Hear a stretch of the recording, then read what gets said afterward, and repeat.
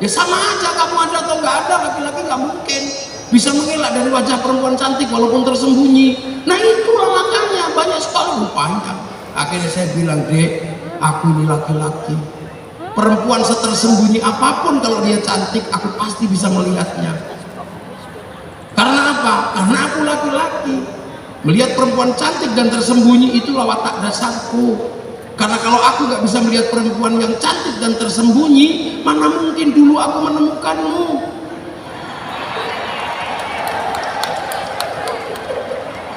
Loh ya kan, loh bukan gombal, tapi ya harus jujur. Akhirnya cubitannya kendor. Makanya saya selalu bilang kalau ada yang udah terlanjur lupa, sampah ditutup, akhirnya WA mantannya, saya selalu pesen, kamu kalau istrimu atau pacarmu atau siapa WA mantannya, kamu gak usah marah sebagai laki-laki. Kamu katakan, kamu WA sama mantanmu ya?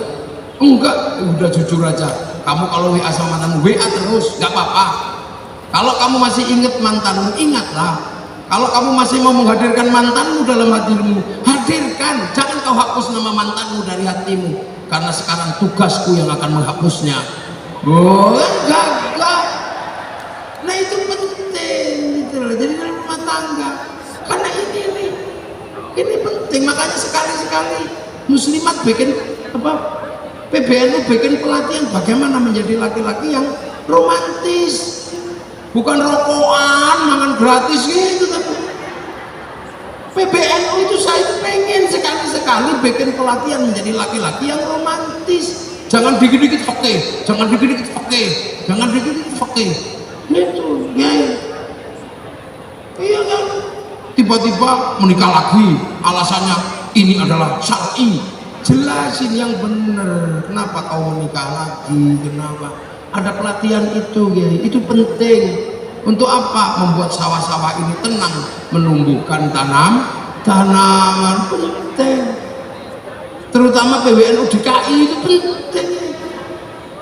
Penting sekali karena menenangkan perempuannya penting. Baru kemudian jaminan sosialnya harus melakukan komunikasi sama pemilik kebijakan. Makanya ketua-ketua muslimah tidak boleh berhenti berkomunikasi dengan negara, nggak boleh. Tetap ngotot karena saya kemarin dukung Pak Anies, tetap enggak, Pak Prabowo udah terpilih. Maka yang akan menjamin kesejahteraan itu adalah nanti presiden terpilih. Jangan kemudian ngotot, kok bisa aku kemarin ini, enggak. Ini negara bersama. Untuk apa menjamin yang stunting, menjamin kredit ibu-ibu yang nggak punya uang, itu apalagi kalau hamil. Tapi itu pentingnya luar biasa. Saya belum pernah melihat PBNU itu bikin pelatihan menjadi suami yang bersahaja, itu nggak pernah. Atau takut jangan-jangan teorinya kena sendiri, kan kacau itu. Loh, itu penting sekali. Namanya apa ya? Muasyarah itu penting. Iya. Loh kan apa? Amit sewu, kita ini bakas haji itu nggak ada habisnya. Padahal Allah perintah haji itu cuma 1 ayat atau 2 ayat. Kita bahas yang lain yang oleh Allah cuma dibahas sekali, tapi kita bahasnya seriusnya luar biasa. Tapi bahas perempuan itu di dalam Al-Quran itu bahasan paling banyak. Itu yang kadang malah jarang kita bahas karena kiainya laki, kadang sering kena di situ. Penting. Itu makanya itu penting karena apa? Proses menjadi manusia setelah dari sana turun ke sini itu ditaruh di rahim seorang ibu. Maka organisasi manusia, organisasi Islam yang akan menghantarkan manusia husnul khotimah juga harus membicarakan bagaimana proses ketika manusia ditaruh di dunia di dalam rahim. Karena di dalam rahim ini pertemuan antara laki-laki dan perempuan ini harus selesai diajak berbicara. Agar apa? Agar manusianya menjadi baik lahirnya. Karena manusia nggak bisa sendiri. Kayak kiai ngaji, kalau sudah di dunia itu agama itu hidup bersama. Makanya Rasulullah cuma menyatakan mayyuridillahu bi khairan yufaqihu fiddin. Siapa yang dikehendaki menjadi baik dikasih ngerti dalam urusan agama khaironnya nakiroh. Khairon itu kalau nakiroh maknanya khairon kamilan, kebaikan yang sempurna. Nah, baik sempurna bukan milik Allah, bukan milik manusia, itu milik Allah. Kalau manusia baik pasti nggak sempurna. Nah, makanya urusan organisasi itu jadi macam-macam karena mengurus manusia dan agama di muka bumi. Manusia dan seisinya ini berasal dari kun. Idza arada syai'an yaqula lahu kun fayakun. Lah kun itu dari kana itu wa akhwatuha, temannya banyak. Sholat itu urusan manusia kepada Allah, tapi sholat itu nutup aurat. Tutup aurat urusannya pabrik kain, dilalah pemilik pabrik kainnya Cina. Ayo terus sampean mau ikut-ikutan pulangan Cina, habisi semua. Sampean udah yang bikinkan kain Paris nggak ada loh. Sholat itu wudhu itu pakai air itu sekarang sanyokran sama pipa. Wudhunya diurus kiai, keran pipanya diurus mas pion. Apa ya? Maka kalau belum bisa bikin keran, ya bersahabat yang baik dengan pembuat keran. Itu kan gitu, makanya agama itu begitu, harus punya teman banyak. Makanya Mbak Wahab dulu temennya paling banyak itu Mbak Wahab. Bahkan halal bihalal ini aja yang gagas Mbak Wahab Hasbul. Lu gimana coba? Karena tahu persis bahwa kehidupan manusia itu butuh jaminan yang banyak. Yang selain jaminan sosial, ada jaminan keamanan.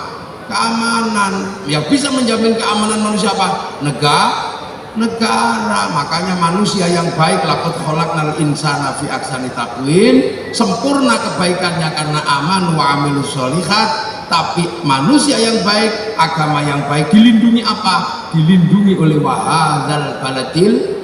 Nah, coba baca atin, watin demi buah tin, simbol Nabi Nuh, wazaitun simbol Nabi Isa, Nabi Ibrahim. Sumpah Allah pada ulul azmi. Waturizin, gunung Tursina, sumpah Allah pada Nabi Muhammad apa? Wahadzal baladil amin. Demi keamanan bangsa dan negara. Itu yang akan jamin manusia yang baik, gak bunuh-bunuhan. Menjamin agama yang baik agar manusia baik.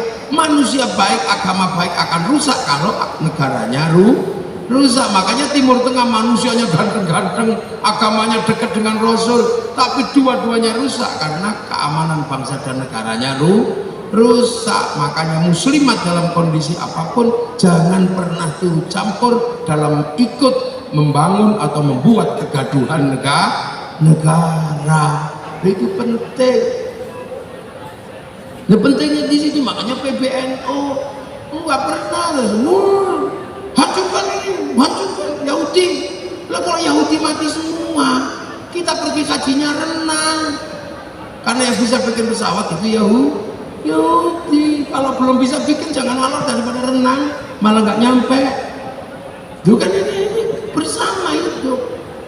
Makanya kehidupan bersama yang harus dijaga itu dipilih oleh Indonesia. Yang lain muslim kafir, kita enggak. Kita ngomongin hidup bersama. Kalau kamu berbeda agama, lakum dinukum waliyadin. Kalau kamu berbeda suku bangsa, waja'alnakum syu'uban wa qabaila. Kalau kamu berbeda kelakuan, lana a'maluna wa lakum a'malukum. Tapi hidup bersama harus dijaga. Makanya kita ikut konsep kullukum ra'in wa kullukum mas'ulun an ra'iyati. Kalian semua adalah para pemimpin yang harus hidup saling bertanggung jawab antara yang mimpin dan yang dipimpin. Makanya kita ikut konsep ra'iyah.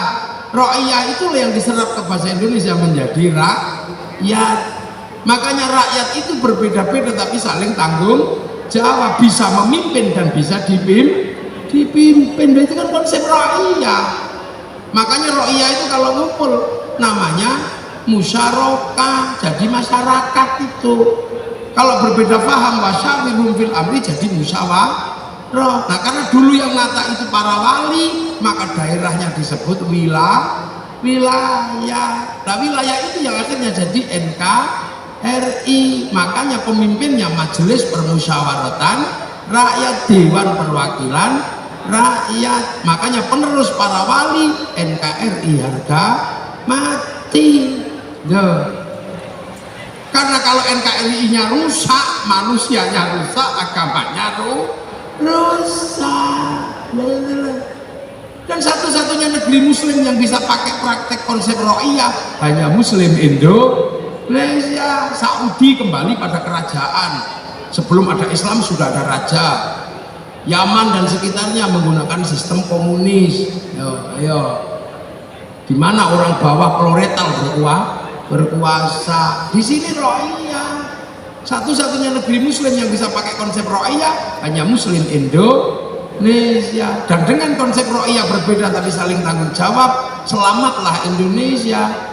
Arab satu bangsa pecah puluhan negara, Cina satu bangsa pecah puluhan negara, Afrika satu bangsa pecah puluhan negara, Eropa satu bangsa pecah puluhan negara. Kita puluhan bangsa, suku dan agama mampu bersatu dalam satu negara kesatuan Republik Indonesia. Akhirnya Islam yang dibawa oleh para wali ditanam di Indonesia, tumbuh subur. Mathaluhum fit Taurat wa mathaluhum fil Injil kazar'in, seperti tanaman akhraja syat'ahu fa'azarahu fastaghladha fastawa 'ala suqih yu'jibu dzurra'a liyaghidha bihimul kufar. Jadi tanaman yang tumbuh subur. Yang ke Eropa macet, tumbuhnya begini. Yang ke Afrika tumbuhnya kecil. Yang ke Cina macet, nggak tumbuh. Yang ke Rusia macet, yang ke sini tumbuh subur. Orang sholat terbanyak di Indonesia, masjid ini terbanyak di Indonesia. Orang haji sekarang terbanyak dari Indonesia. Orang hafal Quran terbanyak dari Indonesia. Yang nanam siapa? Para wali. Nahdlatul Ulama siapa? Penerusnya para wali. Maka NU selalu menjaga kebersamaan. Agama tidak pernah menjadi lembaga perpecah. Makanya NU selalu wa'tasimu bihablillahi jami'an wa la tafarraqu, di mana menjadi jaminan persatuan. Makanya Kiai NU kalau doa nggak pernah sendiri, doanya bareng. Yang lain amin, amin, amin, amin, amin. Kalau kepanjangan amin, kiainya paham. Alhamdulillahirabbil.